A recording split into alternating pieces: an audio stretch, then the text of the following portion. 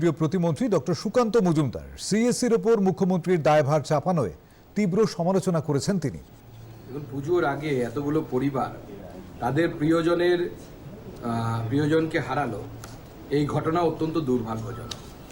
কিন্তু যেভাবে মাননীয় মুখ্যমন্ত্রী সমস্ত দায়ভার সিএসসির উপরে ছেড়ে দিতে চাইছেন, সঞ্জীব গোয়েঙ্কার উপরে ছেড়ে দিতে চাইছেন, এইভাবে দায়িত্ব ছেড়ে পালানো যায় না।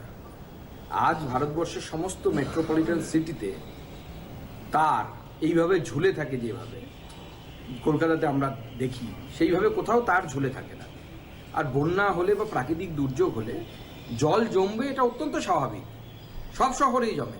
আমরা তার জন্য এই মুহূর্তে কাউকে দোষারোপ করছি না, কিন্তু প্রশ্ন হচ্ছে ব্যাঙ্গালোরেও তো জল জমে, কিছুদিন আগে হায়দ্রাবাদে জল জমেছিল, কোথাও তো আমরা দেখিনি যে ইলেকট্রিকের তার ছিঁড়ে মানুষের মৃত্যু ঘটছে। কেন কলকাতাতে বারবার হয়?